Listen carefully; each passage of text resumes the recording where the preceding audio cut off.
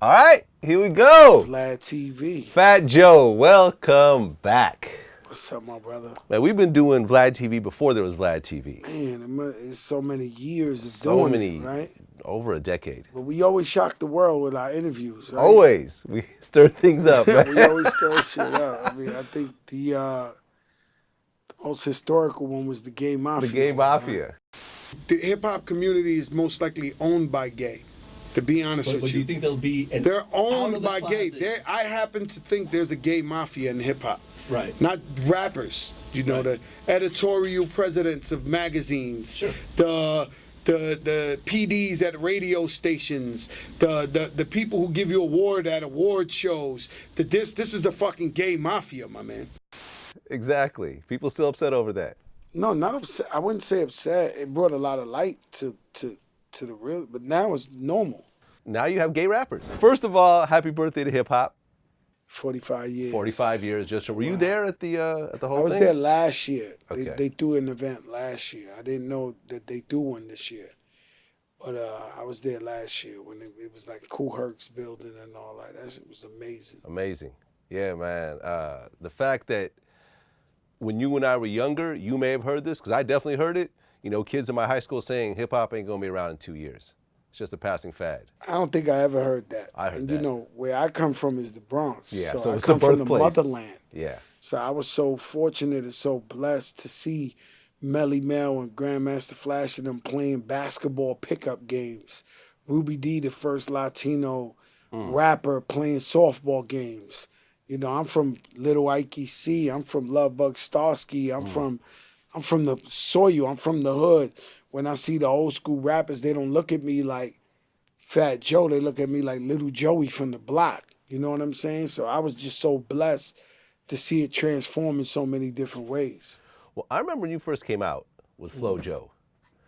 And if you were to tell me that 20-something years later, 25 years later, this would now be, you know, a artist with commercial hits and pop hits, and, you know, I would be like, get the fuck out of here, man. Me Come either. on, this guy here who's all aggressive and, you know, all up in the mic, you know, on camera with 100 DITC. goons with him.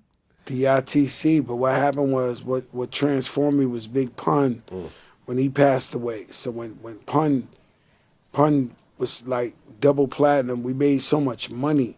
And the song, his shows had girls, dudes and girls, and we saw how much crossing over could actually make you money and keep you on the charts.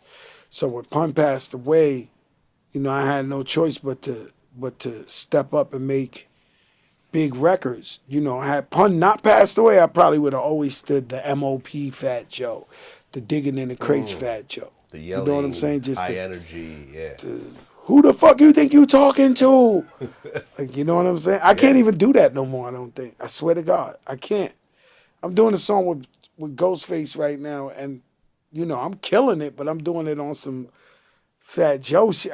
You know, it's different. Papoose calls me the other day. He was like, yo, what happened to the who the fuck you think you talking to? What happened to the, here's the code? I'm like, yo, bro, I'm trying to make money, trying to make hits, man. I did that.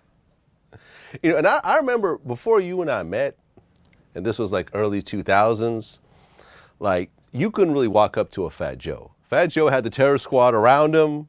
You know, It was you a guys big had the mistake for me. reputation. That was a big mistake for me. Yeah, and I remember, I was at the Mixtape Awards, and it was like I couldn't even say hi, like as a fan, as a mixtape DJ. Because I'm the real deal. Vlad. Yeah, There's no exactly. doubt about it. I'm the Exactly. real deal. But And now you know, it's more like I'm just the OG. So people just Yeah. look at me like, yo, don't fuck with them. They pop off. Like, yeah, but, you know, it's like, you know, I'm smooth about it. It's my job.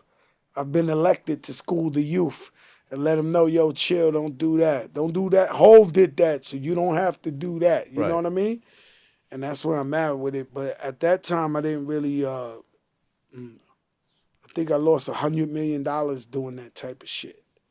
Where I can see I was that. unapproachable for people trying to give me all type of money for endorsements and all that. And I was just thinking, fuck that. We the realest niggas. We don't care. We don't give a big mistake. Well, you mentioned recently that when you were coming out, you were Tekashi 69. Yeah. But Not you the weren't same. you weren't trolling though. No, I wasn't trolling. You were but really I wasn't putting hands trolling. and feet on people. What I mean was, The you know how aggressiveness. right now we say to each other, people say, yo, I hope that kid lives. Yeah. Because, you know, that's what I am hearing. Not hip hop is over. What I do hear in every place his name comes up is like, yo, I hope the kid figures it out and lives. That was the concept with Fat Joe. People were like, yo, these niggas, they crazy, bro. So I hope they don't kill people and go to jail or just die. Like, you know, Fat Joe was like a walking time bomb, especially with all that beef with 50 Cent and all that. It was like, oh, they're going to kill each other in the middle of the street as soon as they see each other, you know. So that's what I mean, that type of energy where people were like, you know, somebody in their right mind got to be a real daredevil to work with Tekashi 69 on a Colgate commercial or a fucking brand. Like, because you're like, yo, this guy, any minute now, he's ready to erupt. Right. That's the type of energy Fat Joe had when he first, you know, when he was out here. Right. I mean, Tekashi is telling the whole world to suck his dick, which I don't quite understand. And, you know, I interviewed Big U from the West Coast. Mm-hmm. And, you know, he explained, he's like, you know. Let me give you 6ix9ine. 7 years from now, he gonna still be 6ix9ine, the kid who was disrespectful.